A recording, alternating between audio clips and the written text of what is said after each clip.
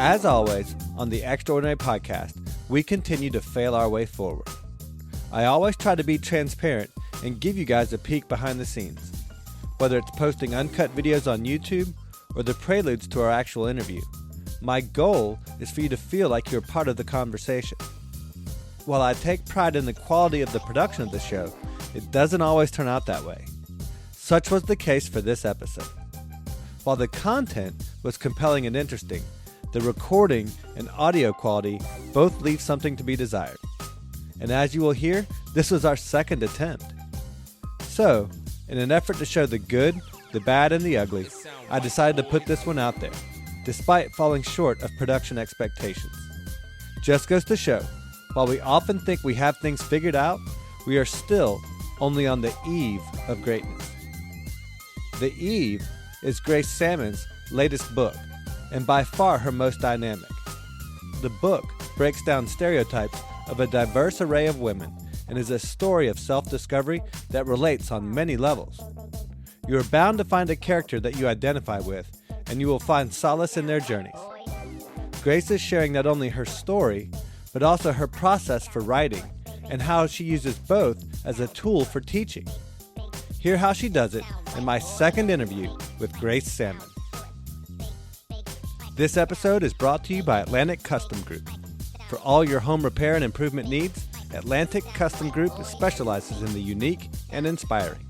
From custom libraries and millwork to tree houses and off-grid structures, Atlantic Custom Group can do it all. Renovate your kitchen, remodel your basement, or reinvent your entire home with Atlantic Custom Group. Call now for an appointment, 770-827-7591. Atlantic Custom Group is the official sponsor for the Extraordinary Podcast.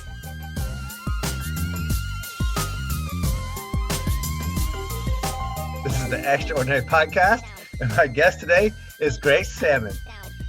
How are you, Grace? I'm great, Nate. Thanks for having me. I'm really looking forward to our time together.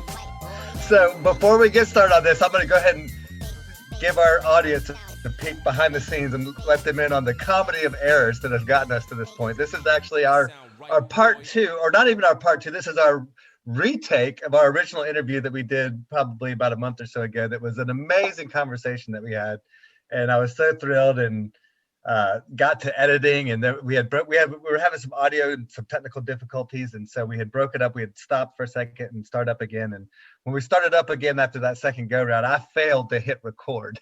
So we had a nice hour and a half long conversation and didn't get to go back and hear any of it. So thank you so much for taking the time to redo this or rehash this conversation with us. And I'm going to do my best to try to recreate the amazing conversation that we had, because it was some really, really great stuff. And it broke my heart to lose all that. It was a great conversation, but anything worth doing is worth doing well. And it gives us another opportunity to talk. So it all worked out great today. Well, I'm always a big fan of doing the reps, doing things over and over and over again. So we just got an extra rep in. That's all it was. It was just a little bonus rep. So it works for me. How are things treating you in Florida? It's wonderful. This is the perfect time of year to be in Florida. I grew up in the north. So this morning it was cold at like 50 degrees, even though it was like 19 degrees at my brother-in-law's house. So this is my favorite weather, 50 in the morning, high 70s in the afternoon. And, we're all getting our shots now. So that's a good thing, too. Yeah. So everybody kind of get out there and enjoy life a little bit. Yeah. It's for me, too. I love it because in Florida in the summertime, it's just too hot, man. I can't handle it. But this time of year when you're kind of coming out of winter and it is my favorite time. Everything's blooming and blossoming, and it's a good time to be alive. It's definitely our spring. I'm a big birder. I love the birds. And our first set of sandhill crane chicks have showed up. And so, yeah, it's a great time. Great bird migration. So, yeah, Florida. That's fantastic. Good place to be in February and March. So you're an educator by trade, and you've spent the better part of your life teaching others how to educate. But we're going to get into some of that, but that's not the main purpose of why you're here with us today. The main purpose of your visit is to tell us about your new book that's out. Well, and again, this is part two. So I keep saying new book. It's not quite as new as it was when we first had this conversation, but tell us about the Eves. Thanks. What's interesting when you say it's not new, I just had someone in a different interview ask me, like, so when is the buzz around the book going to slow down? And of course, I hope it never slows down. It's just been out 8 months, but it's actually picking up. And I don't know if that's a factor of the pandemic and people being on Zoom more or what it is, but obviously as an author, I'm delighted. So I'll take it, right? Absolutely. So The Eaves is the story about the psychologically complex Jessica Barnett. And she has given up on pretty much everything. She's given up on herself, her looks, her career, except she hasn't given up on her sense of loss, guilt, or her vodka. And this is true until she meets a group of older, diverse, ditzy, and very determined women who are committed to make their mark on the land. And as she tells their stories, everybody's story changes. So it's a multi-generational novel. The youngest person is 15 years old. The eldest is 94. There are Black people and white people and Latinx people. There's a lesbian couple. There's a woman who's part Native American. So diversity was very important to me. And it's just got lots of plots, twists, and turns. In some ways, it's a coming of age novel for people who are 50 and older. That's great. Well, and what I found so interesting is that diversity. That was the first thing that struck me, is like, not only do you have the age diversity, but then to me, it was fascinating that you're writing under presenting as all these different forms, as an African-American, as a lesbian, as all these different, so you're having to kind of step inside the shoes of all these different characters and individuals. How do you go about doing that? I like that you said stepping inside the shoes, because I think that builds great understanding in general in life, right? If we would just take the time to imagine ourselves in anybody else's shoes, I think we'd be a much more understanding group of human beings. I think to get to the specific parts, I think that's really important, particularly as a Caucasian writer, particularly in the last few years, to get that voice right, to not assume that you know how a certain group feels. So several things are true around, for me at least, writing around diversity. I don't think any group is monolithic.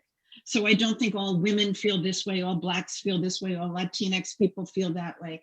So I don't think it's ever a good idea to think that there's one voice, no matter who that voice is. The second thing is I have a very strong beta group, and that beta group of readers is very diverse. And they will tell me that I am not all that and a bag of chips, that I have screwed that dialogue up, or that I am painting that dialogue with the wrong brush.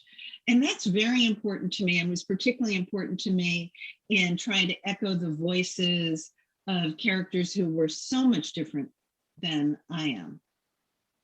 Yeah, and that's a very tricky position, especially being a white woman, because you see, and now particularly in our woke culture and all that kind of stuff, the white woman tends to want to put herself in representing all whatever that, I'm butchering this, like put herself as the martyr for a lot of causes. So it's like, and I love that you said that your voice doesn't necessarily represent all, because for me, it's so much about the individual. And what I find fascinating is when you find individuals who aren't so stereotypical and when they don't necessarily fit the mold. And those are the characters that I find interesting, regardless of what their background is, the ones that kind of break out of those molds. So was that the case with some of your characters, or how did you go about creating those individualized personalities? What I wanted in the book was for race and gender and sexuality and age to matter a lot, and then not to matter at all. And that was the tricky balance for me. So I wanted the richness of culture or tone or experience to come through, but not to get so caught up in that as that was the character's identity. Like I'm the white woman, or I'm the alcoholic, or I'm the person. Even there's a character who has brain cancer. I didn't want that character to represent all people who have cancers. So there was that balance back and forth.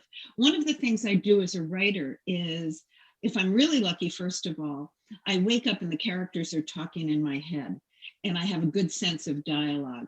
And then as I write throughout the day, I read, I reread, but at the end of the day, if I'm really lucky and I have pages, I give them to my husband who reads them, and then he reads them aloud to me. And in listening to him read them aloud, first of all, I can catch just stupid mistakes. Like, a character is this age on this page and a different age on another page. Or, they entered wearing their red jacket and they picked up their blue jacket and left. So some of the obvious mistakes that would be caught by any good editor.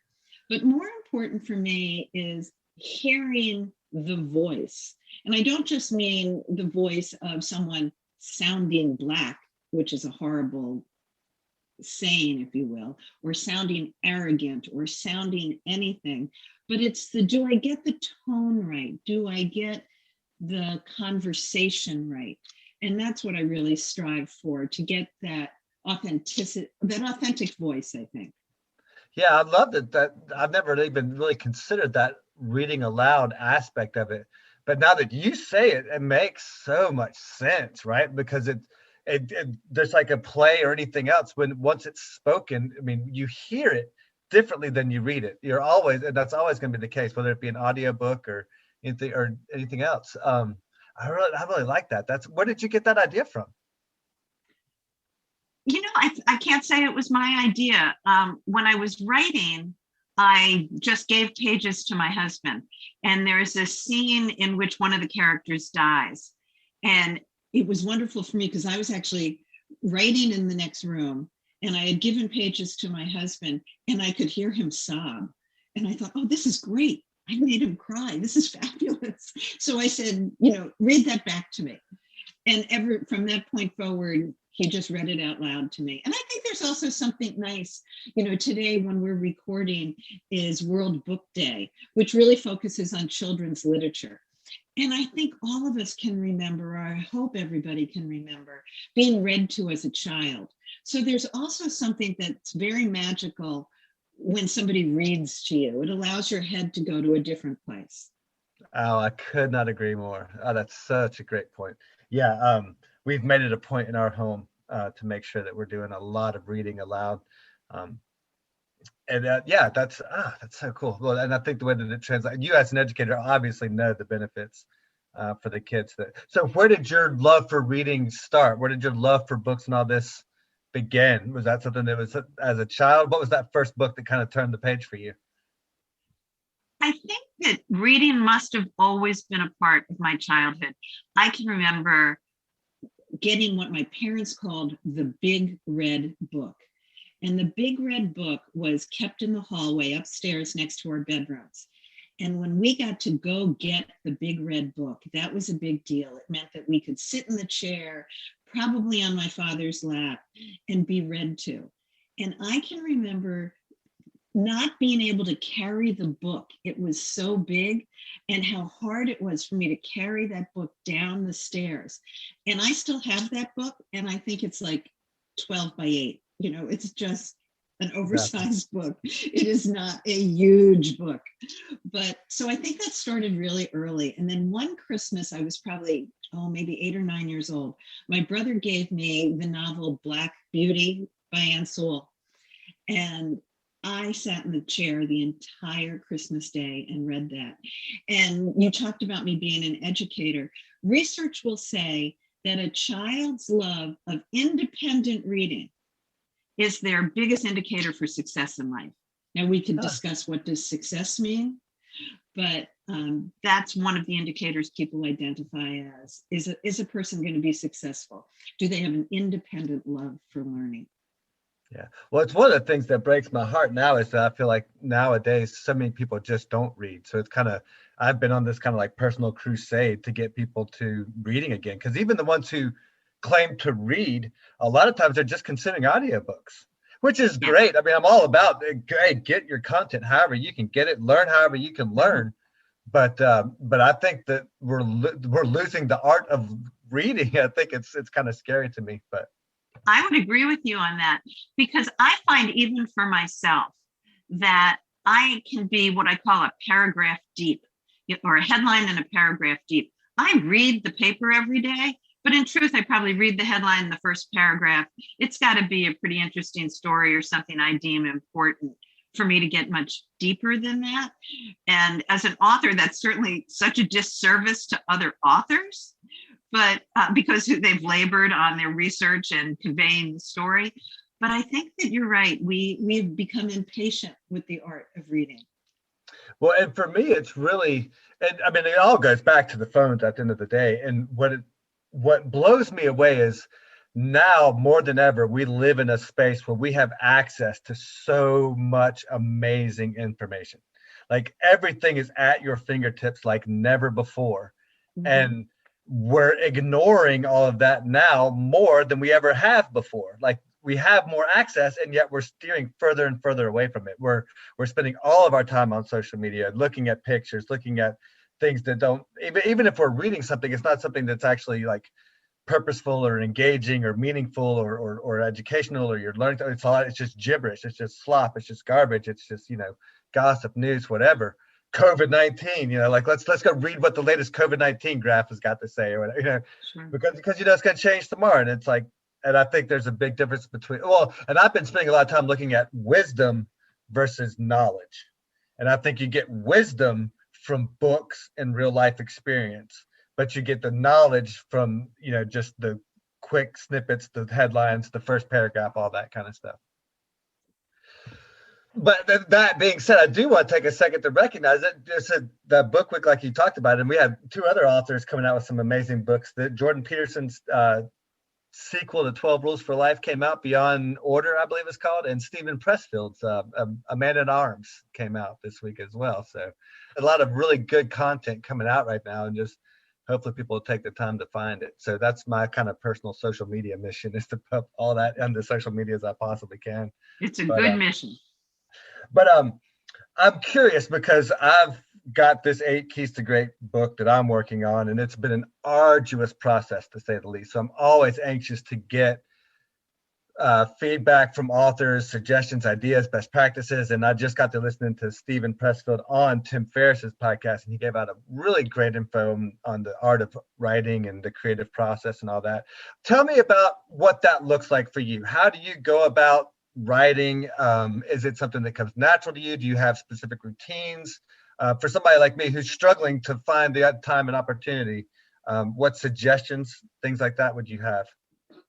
Oh, I remember we talked a little bit about this in our first go round. So I want to, whether it's now or whether we do it offline, I'd love to hear, where you've come on that.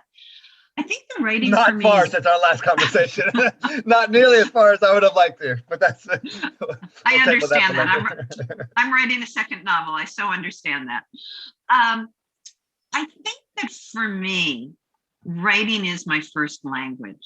Not that I was writing before I could speak, but I write so much more clearly, more thoughtfully than when I speak. And I don't know if it's that split second that's the difference between what goes on in my head and what comes out of my lips versus what goes on in my head and then has to travel down my fingers onto a keyboard.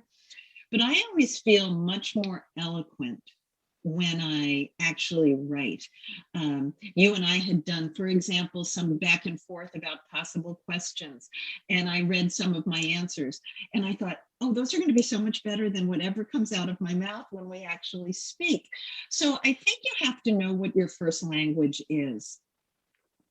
And if writing is not your primary form of communication, or what you think is your best form, it's important to hone your writing, and that sounds so simplistic, but at the end of the day, if you want to communicate through the written word, you have to know how to communicate through the written word.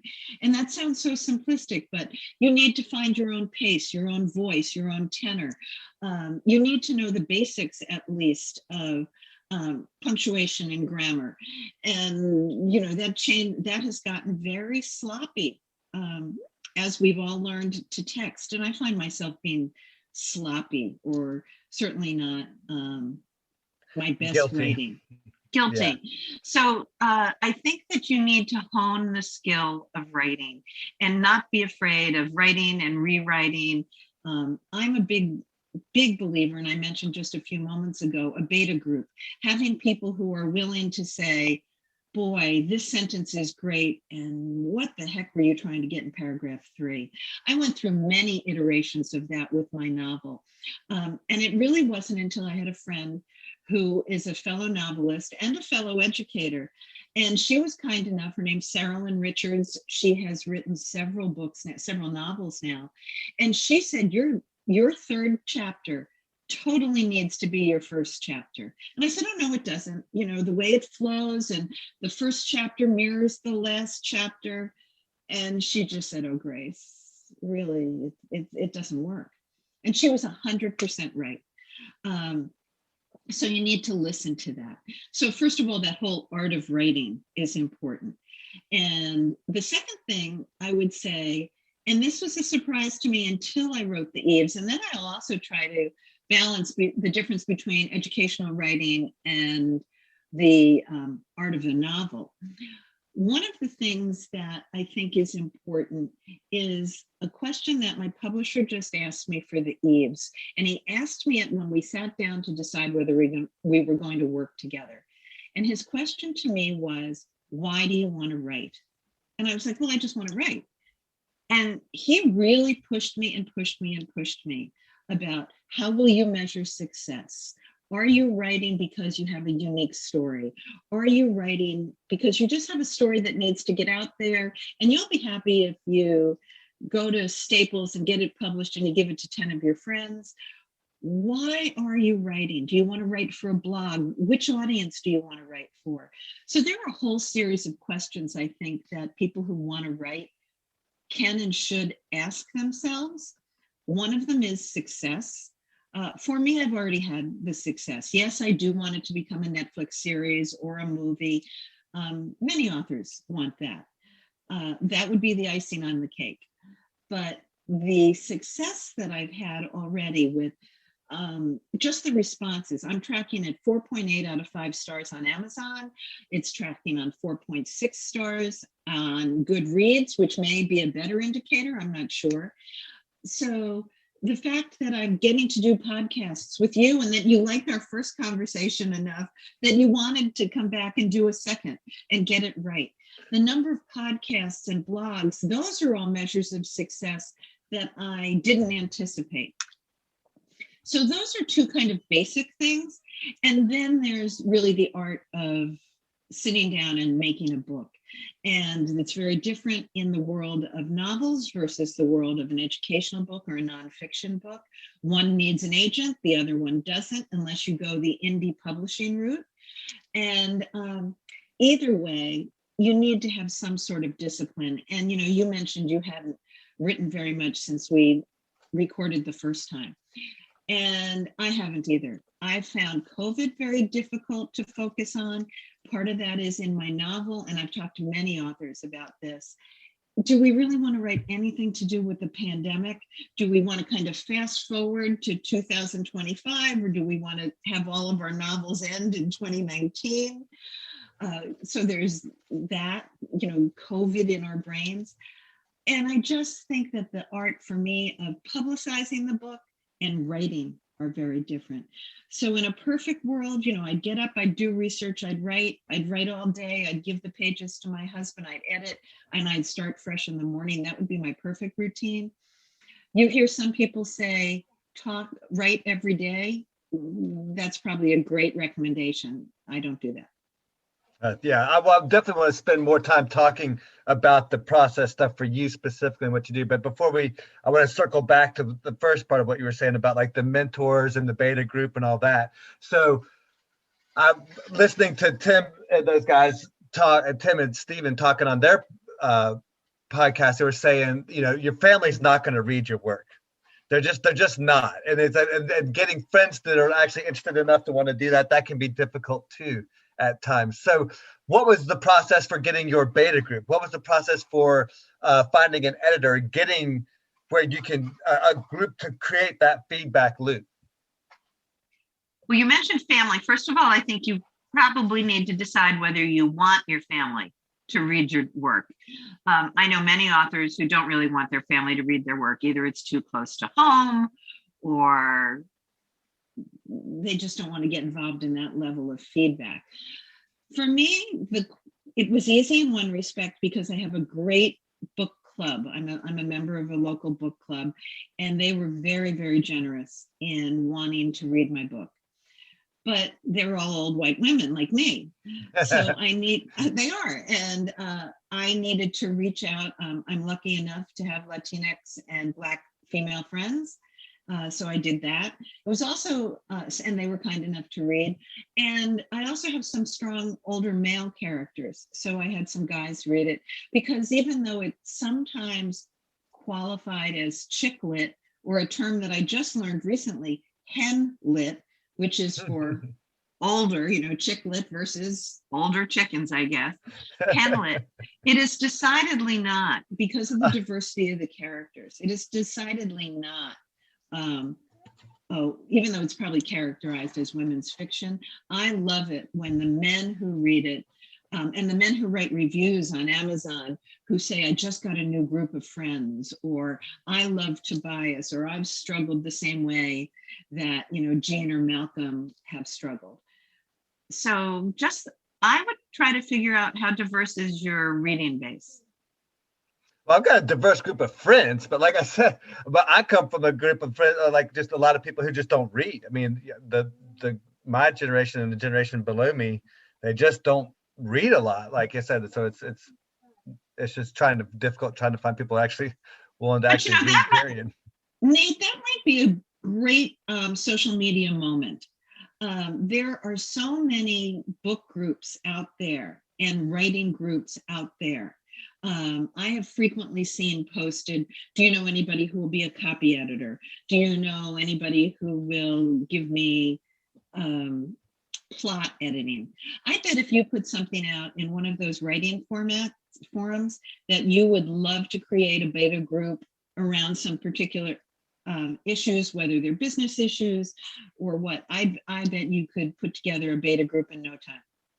It's funny that you say that, because now that I'm hearing it out loud, it makes perfect sense, because that's exactly what I did with the podcast, and like going into some of the podcast forums and the podcast Facebook groups and getting synergy and networking from those groups. Like, you go where your people are, right? And I've been very limited in my thinking of just who do I know in my social sphere, instead of thinking outwardly. Social media, God, there's a million people out there that would be willing to put the time. I guess I'm still thinking tactile, still thinking hands-on, and it's just that old man in me. Well, and I think it'd be great. I've also gotten, and I can't say I've gotten as discerning as I want.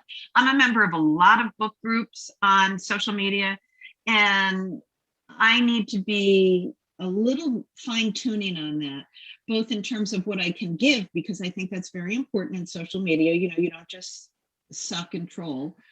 You need to give as much as you get. And but I do need to give be more than you get.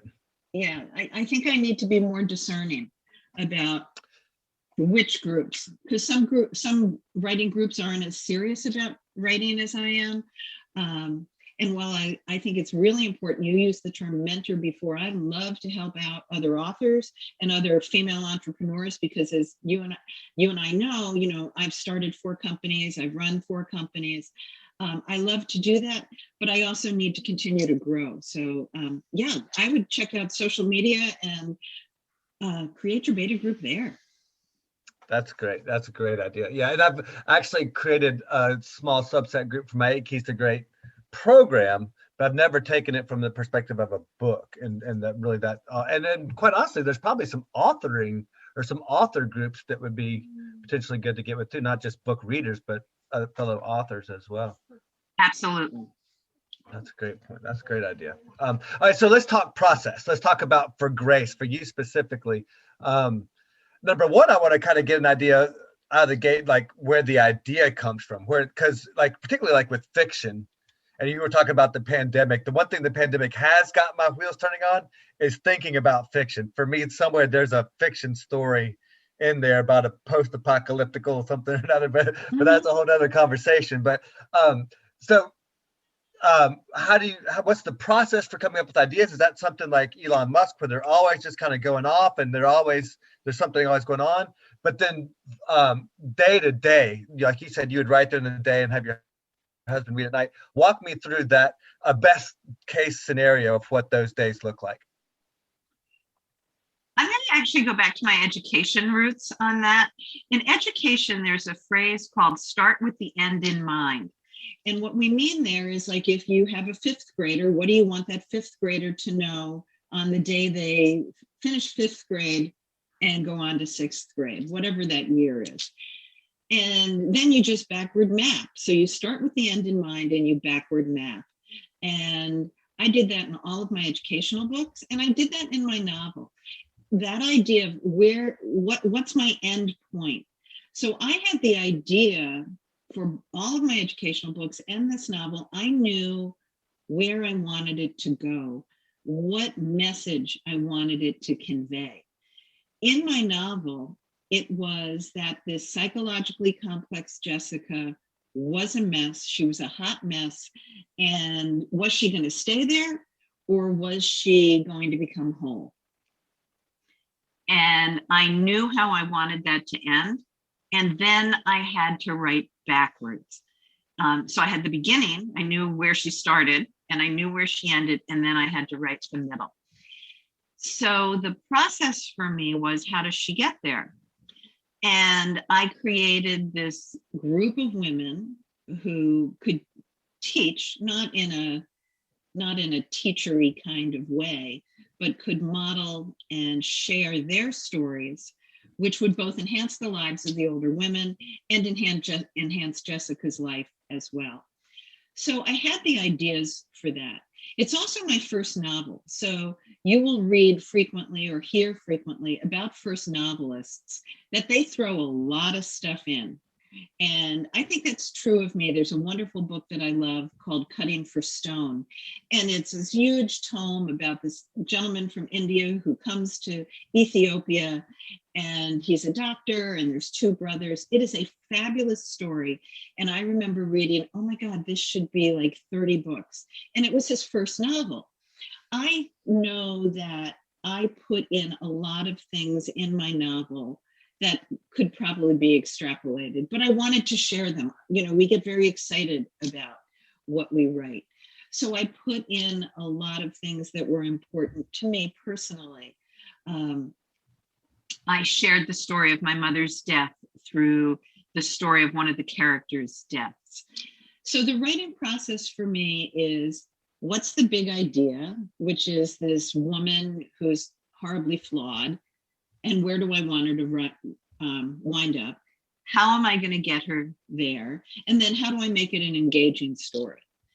I do a lot of research, and maybe that is the educator in me. I just listened to an author the other night on a podcast, and he was saying he doesn't like doing research, so he just tells the story.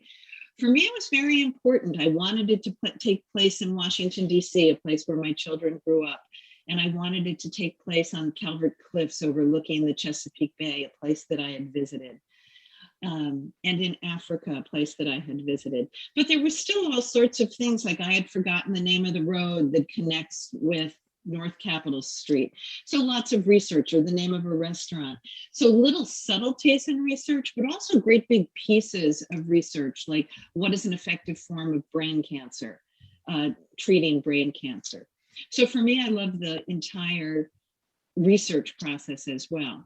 And then, as we already discussed, perfect day, characters are talking in my head. I do a little bit of exercise where I think about what I'm going to write. I sit down and write, hand my husband the pages. Perfect day. Nice. It's so neat how you just broke down the process for writing the book, because it's kind of like a metaphor for life. At least for me, and what I'm trying to do with the 8 keys, it's like you figure out where it is you want to go first. And like for me, it's like, okay, what's the 10-year plan? Where do you want your life to be in 10 years? And then start backfilling in from there. It's like, okay, well, that's where you want to end up. Now I can create a roadmap of how to get there. And it makes it so manageable, especially from the writing perspective, from a book perspective, from a novel perspective. If you know the end, and you've already kind of got this character origin story, or the origin to start with, filling in the middle is probably the easiest way to go about that. I'm not saying it's easy to do it, but it's like the easiest way to go about it, as opposed to just starting and meandering and trying to figure out where you're going and end up where you end up. Ah, that's just brilliant. That's just really hitting me hard. Oh, I love that you think I'm brilliant. Thank you. Well, I think you just, thank you for thinking it's brilliant, but you just said some really important things yourself there. So that it's a metaphor for life, that if we know where we want to be, we can backward map. But there are two other things that you may not even know that you alluded to. One is it's really important to find your passion, right? And that passion is, I would hope that people would say where they want to be in 10 years is utilizing their passion in a way that makes their life more meaningful. So then you can backward map, but for some people, it's hard to even know what their passion is. I know I love to write. I also love to speak. But if you had asked me even a few years ago, what is your passion? I'm not sure I would have identified that. It might have always been tied to writing, or tied to public speaking, but it would probably be more about education, or it might have been more about giving voice to people who don't have a voice. So my work in inner city schools, or my volunteer work with Guardians Ad Litem.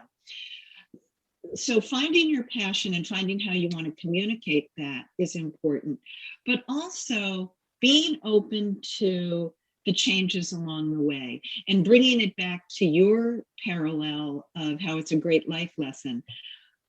I could create a way to get to the end, but there were also things that I didn't know that were going to happen. I didn't know a certain character was going to have a certain difficulty. In one case, I didn't even know another character was going to show up. One of my girlfriends had said, it's really important that the child that Jessica gives away when she's unmarried shows up back in the book. And I'm like, oh, no, it doesn't. We talked about it. That's over. And if it wasn't for that person to say this character needs to show up, Jesper, the character, never would. So I had to be open to the fact that my plan wasn't necessarily my perfect plan. Well, and that leads me to the next place I wanted to go, because we've talked about the process of writing and the getting those feedback loops and all that kind of stuff. But then you get to editing. And this is the part that absolutely terrifies me. You talked about, like, we always want to put so much in, especially that first novel. You've got so much life experience and all these things and stories you want to tell and all that. You want to pack it all in there. And then when you go to editing, it's like hack, chop, wham, bam. It feels to me torturous, because like I love it. Like you said, when you're writing something you care about, like it almost feels like a child, and so what is that process like for you? How do you deal with that? How do you cope with that? And then do you ever take any of that chopped away? Then is any of that fodder for them to be used for later on for the next novel? Are you able to, like, hopefully, because again, like, I don't want to lose anything. I want to keep it all. Can I scroll that up and tuck it away for a later time for the next thing or something like that? Or how does that work? Oh, I'd love to tell you it's not torturous. It is absolutely torturous. We do love our words, good, bad, or indifferent. I think authors love their words. I still get excited when a box of my books shows up at my door, I love when somebody asks me to do a reading from the book and I go, oh my God, that was really nice. Or when somebody else says, I love it. And if your listeners want to contact me, read the book. I love interacting with listeners. So I'll get to the editing thing in just a second. I just finished a woman out in Oregon has been reading my book, and she reads a chapter a day, and she actually direct messages me every morning and says, oh my God, this happened, that happened. Oh my God, why did that happen? And I thought that might be a little intrusive. I absolutely delight in it. It makes me feel that our writing is worthwhile. But the editing is torturous. We have to be open to it. There are words. That doesn't mean they're great words for everybody. Even now my book is out, there are times I also read it, having just said how much I love it. And I go, oh, why did I say it that way? Or there's a part of my book that is missing. There's definitely something towards the end that I should have addressed. It's not like a big loose end. It's not going to ruin the book for anybody. But I was like, oh, that would have been a little better to do. So I think good writers, Nate, in the short answer is we're always editing ourselves. And I think part of that editing is how long, if you want your novel to be a novel, it's probably going to be someplace around 90,000, 96,000 words. If you want it to be a blog, it's probably going to be around 400 words.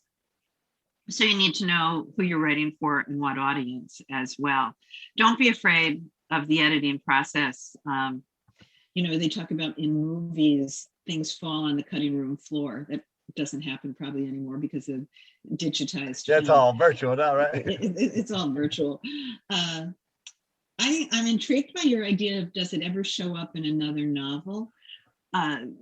People have asked if there's going to be a sequel to The Eves, and I don't think so, but there are definitely things I've left open that could be. But no, I wish I had stuff that I could just pull out and say, oh, that paragraph now goes in the next novel. No, I personally don't have that, but don't be afraid of that editing process, but know that it will always be torturous.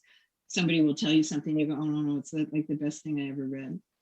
Well, I'm all about the existentialism and that trying to explain something that's 250 words and explaining it in 25 words. And Jordan Peterson, I'm such a big fan of. He is a master at the language and at using the precise words and the precise vocabulary to very eloquently express his ideas and his thoughts. But when I was listening to Tim Ferriss, who is one of my favorite authors, he's predominantly nonfiction, or he's all nonfiction. He was talking about, he was struggling because he felt like his best work was behind him. Like he had, like the first novel came out and it was just a huge smash hit. And then he had several follow-ups that just changed the game with the 4-hour work week, 4-hour body, all that kind of stuff. And now he's at a point where he's like, well, I don't know if I've got anything left to give. Like, what now? What's next? Do you ever have that thing? Or are you kind of more like that Elon Musk, where it's like the ideas are always firing, that you can't turn them off kind of thing? Well, two things. Once I'm in the book, the ideas are nonstop, and I think too much, for sure. I think too much. I'm not good at turning off my brain. But in terms of that original idea, no, I know authors who say, oh, I've got 6 books in me. I don't have 6 books in me. I don't have 6 books in me now, for sure. So I wish I did. I don't. And I do know some authors that do. I had the wonderful opportunity to talk to David Baldacci several years ago. And David originally was writing, a book every 18 months, a book every year. Now I think he does 3 books a year. I don't know how he does it. Or you see Patterson. What's his first name? James, thank you. James Patterson, who now, he co-writes with people. And I think he might have been on 60 Minutes. He was on a show recently a news show. And he was talking about how he does the great big idea. He lays out the plot and he has other people write it. And then he kind of edits their work. So Clive Cussler does the same thing, or did. He actually just passed away last year. But Clive Cussler, another huge old school author. I just loved him to death. But there, like once he got his 10 or 12 novels out there, then it was like more just the name and somebody else, like you said, doing legwork, and it certainly changed the dynamic of the writing in the book and all that. So if you have all of those ideas, I think that's great. I do a lot of eavesdropping as an author, and I steal stories. As a podcaster, that's exactly what I do. I'm always looking to steal. Half of the questions I ask on this podcast are stolen from the Tim Ferriss podcast. I can take no responsibility or credit for that. He's whether he knows it or not, he's been a pretty big mentor for me. That's awesome. But I had something I was going to ask you. I just missed it. Okay. So there's a big difference between writing nonfiction versus writing fiction. And you started off with the nonfiction and the textbooks, and I don't even know if you'd even call that nonfiction, or if you'd even call it like what you would call that original, because it was so much educational based content. And now you've gone on to write this fictional novel. One versus the other, what do you like about the two? Is the writing process the same for the two? Do you have a preference of one over the other? I think right now I feel my feet are in the world of fiction. I think the writing process is the same. The publishing process is very different. I would have thought prior to doing both that it would have been harder to get nonfiction published because it has to be factual. It has to be well researched. It has to be well presented. In the case of education, I had to have good data sets. I had to be credible. In the world of novels, you can just make stuff up. Yeah, it doesn't matter. It doesn't matter. I choose in my world of novels to be very factual. So I'm not going to say, oh, you can inject polio virus into a brain and cure brain cancer if that isn't true, which does show up in my book, for example.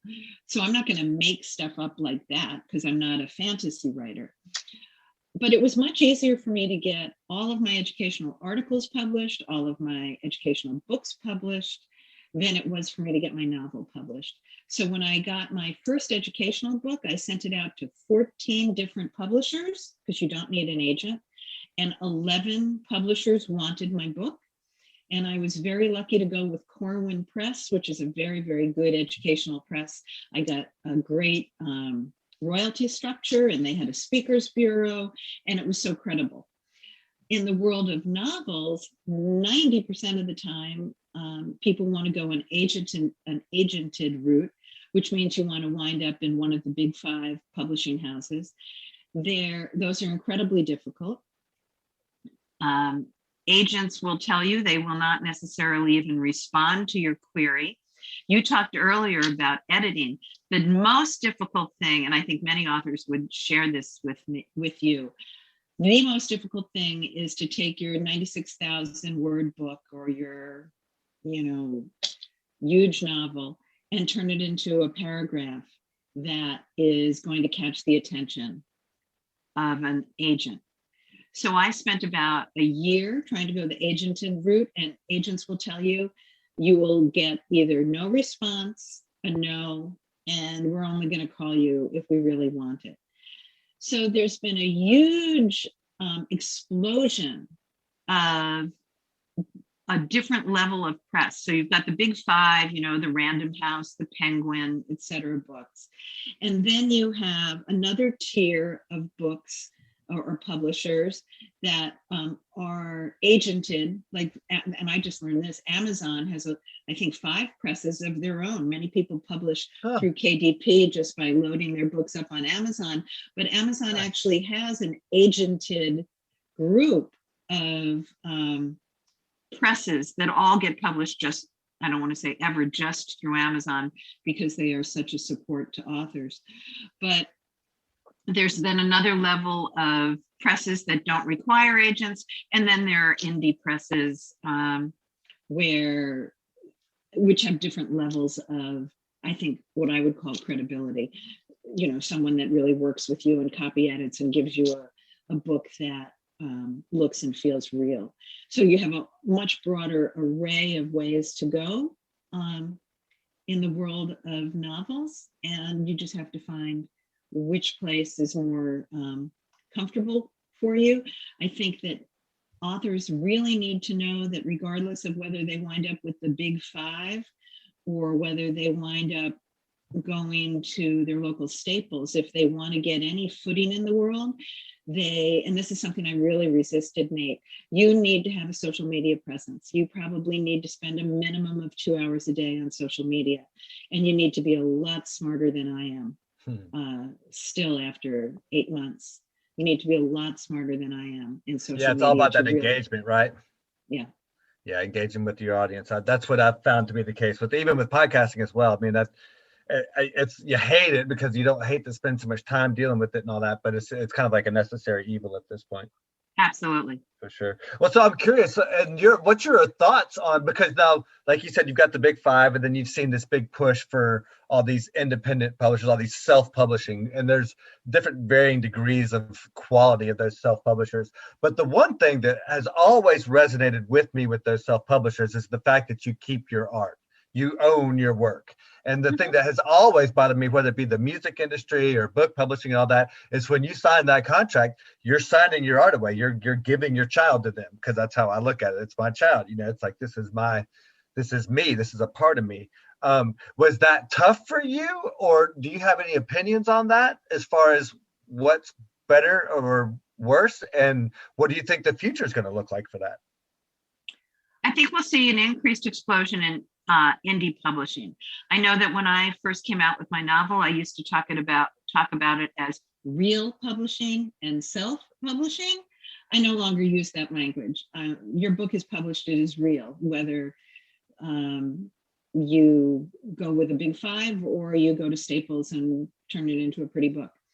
So I think all publishing is real. So I would urge all authors to use the term traditionally published and independently published as a benchmark. That said, I think it is really important to look at both the traditionally published. Do you need to go to the big five? And what does that give you? It gets back to that question I thought was so important that my publisher asked me, is why are you publishing?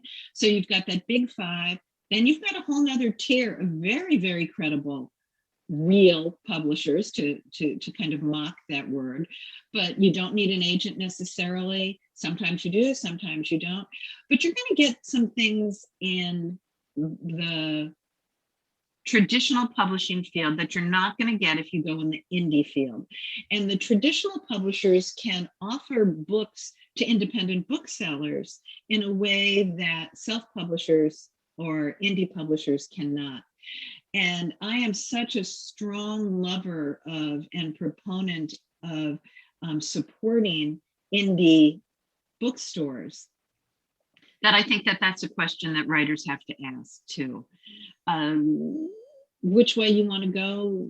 I think I would still, Nate, I think I would still suggest everybody try to get an agent, but don't put all your eggs in that basket and be devastated if that doesn't work for you. I think that's what I would recommend. Yeah, it's kind of like acting. You kind of have to be prepared for a lot of failures, a lot of rejections, and kind of just going through the mill and just keep pumping it out. Well, it's interesting. One of the questions you asked me in the pre-interview was, what are some of your favorite failures? And I love, your entire concept for this podcast, that, we're all ordinary people. We all can do and do every day extraordinary things. And so I love your concept for that. And it's one of the reasons I wanted to do it the first time and the second. One of the things that's a benefit of being 67 is that I can look back and say some of my biggest failures were just great lessons. It did not feel that way at the time.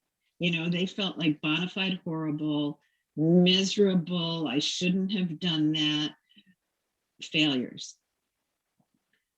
But some of those failures have just made me who I am in important ways. So you referenced it in terms of writing, but the joy of aging is that you have that experience, and there are many people much younger than I am who are much wiser than I am at an earlier age. So learning from those mistakes or failures is a pretty great life lesson. So what's one of those favorite memories from your youth growing up? Oh, favorite positive? It doesn't have to be a failure necessarily, but maybe just a good memory that you have of growing up that maybe has made a big impact on you. Favorite memory would definitely be, hanging out with a big Italian family, scrunching, somehow 30 people at a kitchen table that was designed to hold 6, and listening to stories and the power of stories. That would be a very positive childhood memory. There were also some difficult memories, but I would say the difficult memories also really probably shaped me more profoundly in certain ways. You want to share one of those? One of the difficult childhood memories was that I was sexually abused as a child by a Catholic priest who was a good family friend.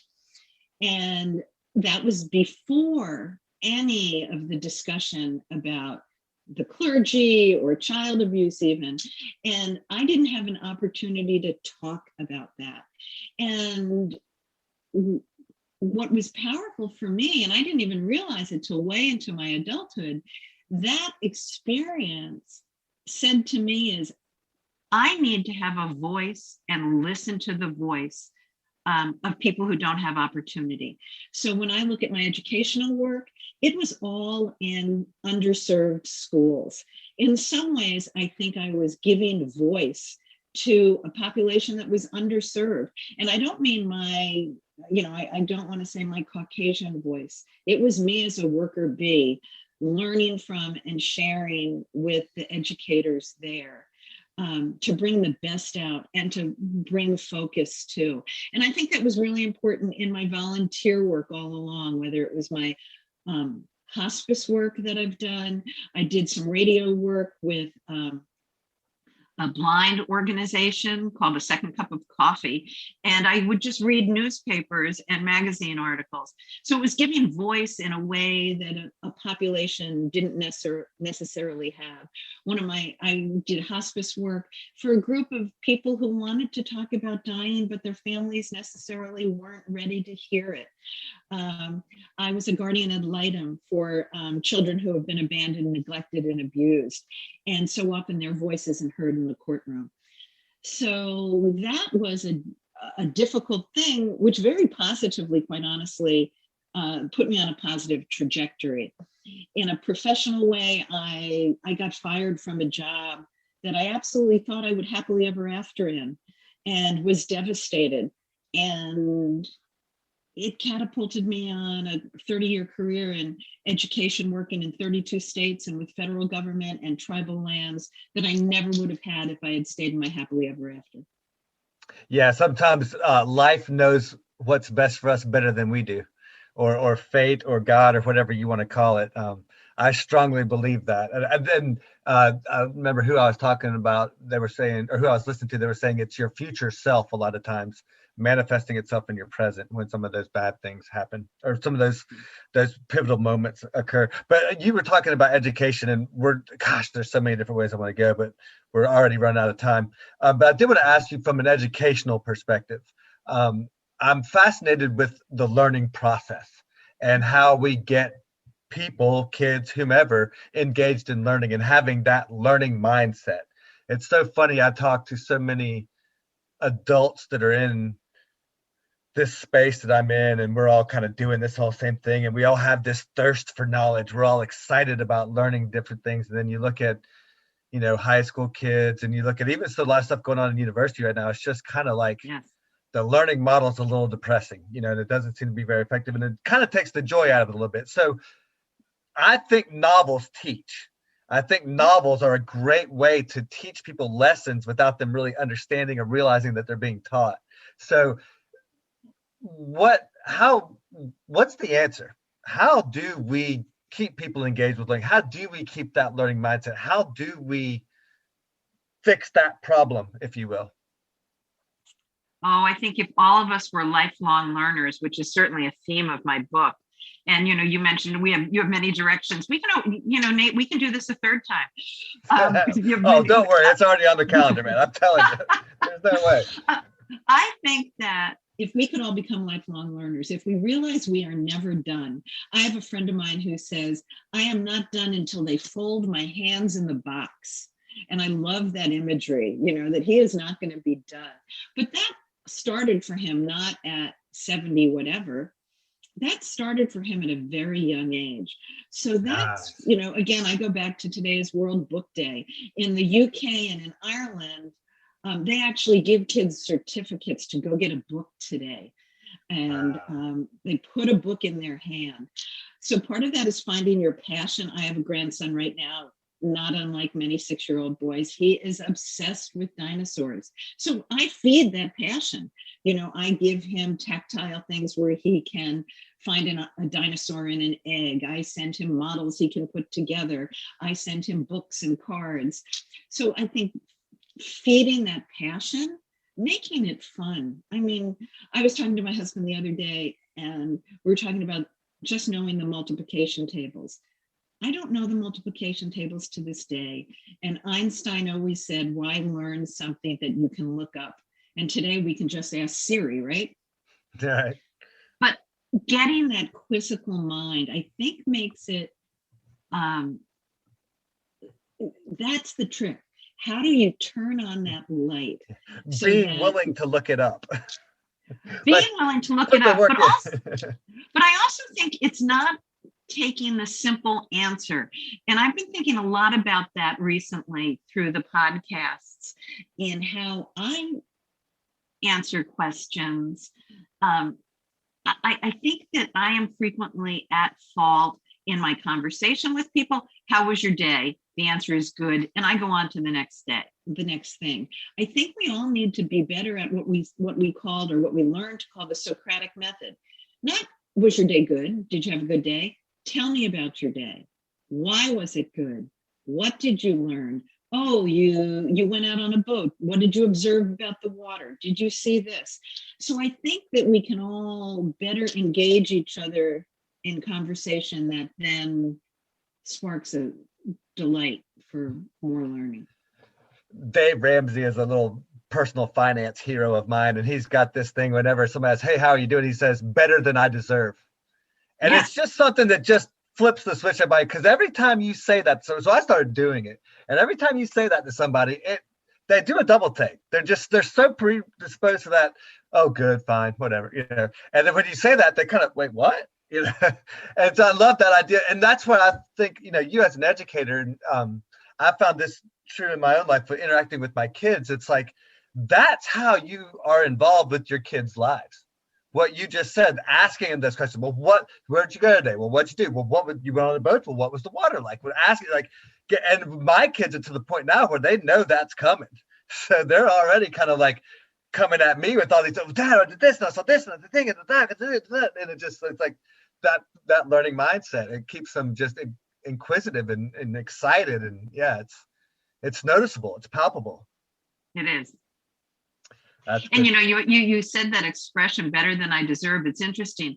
My publisher is called Writing Nights, and Chad Robertson is my publisher, and he's just absolutely phenomenal, and he's patient, and he's kind, and he's helpful, and he has taught me so much. And every time I say, so, hey, Chad, how are you? His answer is better than I deserve. And he's a Ramsey disciple. He is, but it also does something to me. It always makes me validate him, because I want to say how much he does deserve. Right? Absolutely. Well, and it's so funny that you said that, because the other thing with Dave Ramsey is have a heart of a teacher. And that's what he preaches on. And you just said this guy's like, he's taught me more than anybody else I know, that he has a heart of a teacher. So clearly he's living that best life, man. It's beautiful. Yeah. A couple of things before we wrap up. If you had a billboard for all the world to see, what would you put on it?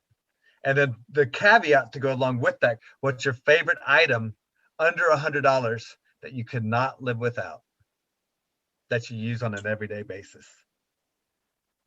The billboard would probably say, be kinder than you need to be. I like that. Very nice.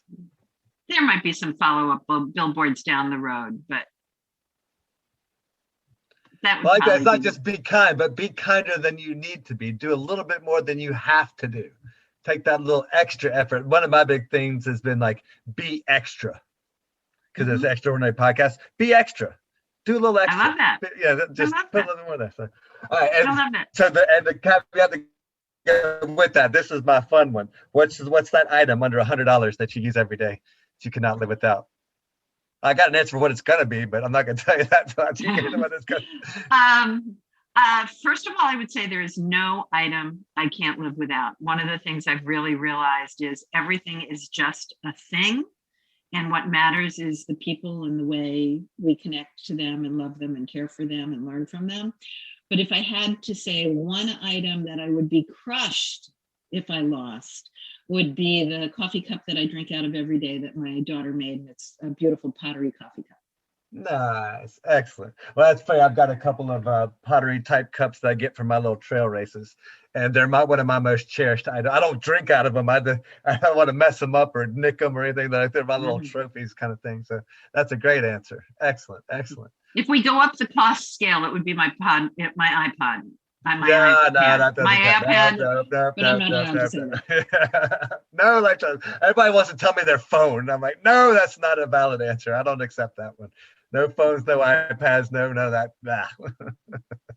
But anyway, so tell everybody where they can find you, Grace, because you did offer for people to read your book and give you feedback and connect with you. So let's tell everybody how they can find you, and obviously, most importantly, how they can find your book and any other charitable organization that you're involved in. Oh, fabulous. Thank you for all of those options. So the name of the book is The Eves. The spelling of my name is Sammon, but not like the fish. It's Sammon. So you can find The Eves on Amazon, Barnes & Noble. Your indie bookstore can offer it, order it for you now. It's supposed to be available on Apple Books soon, but I don't know exactly when that will happen. So you can find the book in any of those places. You can find me on my website, which is gracesammon.net. You can email me at gracesammon.net, and I respond to every email. You can find me on Facebook and Instagram at Grace Sammon Writes, all one word, WRITES. And I would love it if you want me to Zoom to a book club, or if you have a writing group. I would be happy to spend time with you in a book club, in a writing group. You can get in touch with me that way. In terms of charities, there are so many important ones. One that I have a great love for is any guardian ad litem program, or any program that supports youth and literacy.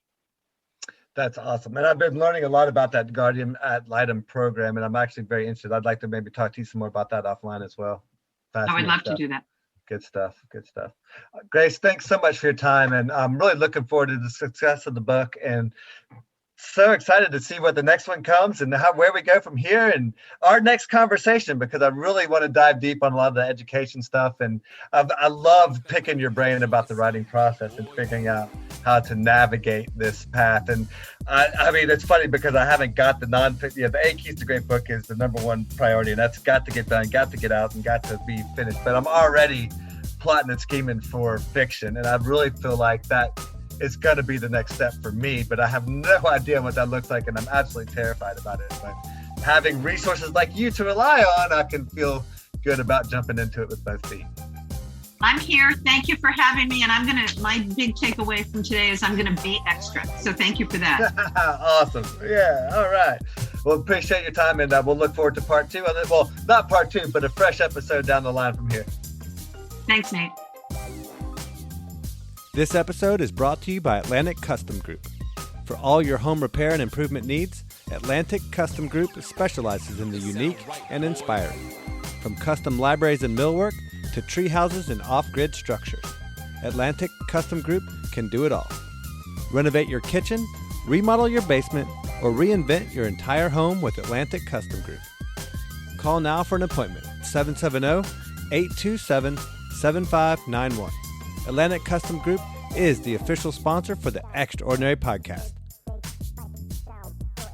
So you're still here. Wow. Thanks for sticking around. So, what'd you think? What did I miss? What would you like to know more about? Who would you like to hear on the show? If you stuck around this long, maybe you won't mind giving me some feedback. And don't forget to check out the website, extraordinarypodcast.net, for all the latest episodes. And if you enjoyed the show, please take the time to share with your friends, on social media, or with anyone you think who might enjoy it. And last but not least, if you're ready to start living an extraordinary life, check out 8keystogreat.com, where you can craft your free blueprint to renovate your career, home, or lifestyle. The program is free, but you have to do the work to unlock each key. And finally, if you'd like to speak with me directly, you can book a free 30-minute Zoom call directly through my Calendly link on the contacts page. And in the meantime, check out some of the other exciting interviews with ordinary people living extraordinary lives. Thanks for listening, thanks for sharing, and most of all, thanks for just being you. I'm Nate G, and we'll see you next week. It sound right, boy.